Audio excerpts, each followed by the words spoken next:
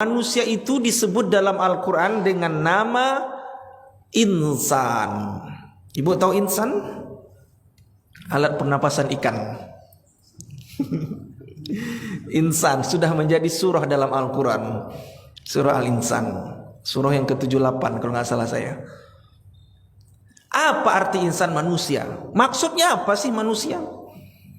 Asal katanya nasia, yaitu pelupa. Jadi kita ini makhluk yang lupa, Pak. Karena kita lupa, diingatkan. Maka ada tausiyah. Tausiyah itu diingatkan. Bapak Ibu yang Allah muliakan, saya mengingatkan. Terkadang saya diingatkan orang tua. Ustaz Subli nanti penyampaian begini, jangan menyinggung begini. Saya diingatkan. Kenapa? Terkadang saya juga lupa. Seorang pejabat eselon 3 sudah jadi eselon 3, maka jangan sombong. Kenapa? Karena dahulu dia pernah menjadi seorang pegawai honor biasa. Seorang pengusaha sukses hari ini sudah sukses, lupa dulu pernah menjadi karyawan biasa. Sekarang pejabat golongan 4, lupa dulu pernah menjadi tenaga lepas. Sekarang menjadi pejabat, lupa dulu pernah jadi rakyat. Nah, karena lupa-lupa ini diingatkan. Sekarang kulit ibu udah putih kinclong, lupa dulu pernah pakai skincare. Karena lupa akhirnya sok pula lah mentang-mentang kulitnya putih. Lupa dulu pernah pakai filter. Karena lupa-lupa ini diingatkan. Makanya ibu bapak kalau baca Al-Quran, pada saat khataman Quran apa yang dibaca? Allahumma dzakirna minhuma nasina. Ya Allah, berikanlah kepada aku daya ingat atas apa yang telah aku alpakan atau yang telah aku lupakan. Jadi diingat, Pak. Diingat. Konsep ingat tuh begini, Ibu Bapak yang Allah muliakan. Konsep ingat tuh begini. Ingatlah kebaikan orang, lupakan kebaikan kita. Dan ingat kesalahan kita, lupakan kesalahan orang lain. Saya ulangi, Bu. Ingat kebaikan orang, lupakan kebaikan kita. Ingat kesalahan kita, lupakan kesalahan orang. Tapi realitanya adalah ingat kesalahan orang, lupa kesalahan kita. Ingat kebaikan kita, lupa kebaikan orang.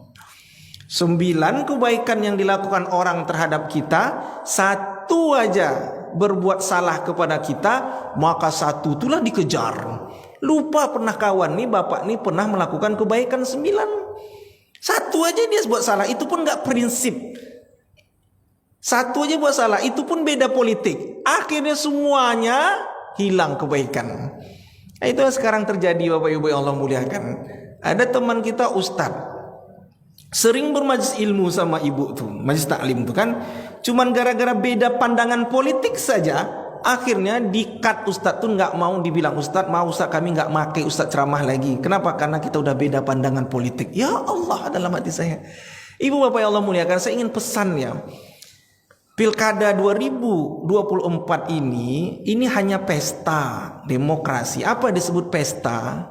Pesta ini kan riang gembira saja. Nah, saya nggak mau Bapak Ibu, dan saya pesankan, saya nggak mau juga ceramah itu hanya sekedar ceramah. Enggak, saya ingin pesankan bahwa kita ini berpolitik atau berpemilu secara langsung tidaklah sekali 2 kali, betul kan? Saya masih ingat pemilu langsung itu tahun 2004, masih ingat saya. Pak SBY dengan Pak JK, itulah pemilu yang dilakukan oleh rakyat secara langsung. Tahun 2004, sekarang 2024, artinya sudah 20 tahun Pak, kita berpolitik secara praktis ini, memilih pemimpin. Artinya kita udah dewasa. Jangan pula gara-gara berbeda pandangan, berbeda pilihan, menghina orang Pak. Apalagi yang dihina tuh ulama. Saya ingin pesan Bapak Ibu, kita di Riau itu ada ulama atau ustadz yang menjadi paslon, ada ustadz yang mendukung paslon. Oke? Biarlah ini ijtihad politik mereka dan kita hargai. Karena kita hidup di alam demokrasi. Bagi kita menghargai dan menghormati pilihan mereka. Jangan sampai kita hina, kita caci ulama kita, Pak. Saya sedih membaca komentar netizen. Dulu satu majelis bersama mereka, satu kajian bersama beliau. Tapi gara-gara berbeda pandangan politik diserang habis-habisan, masalah pribadi pula lagi. Nah, ini yang saya tidak ingin terjadi, Bapak Ibu yang Allah muliakan. Jadi saya tidak mau bahwa kita ini sampai 27 November tapi kita berantem, Pak. Apalagi yang dihina itu ulama. Takutnya hilang keberkahan. Di Riau ini ada ulama karismatik yang menjadi paslon, ada ulama karismatik yang mendukung paslon. Maka bagi kita hormati saja keputusan mereka tanpa kita dibawa menghina mereka, Pak.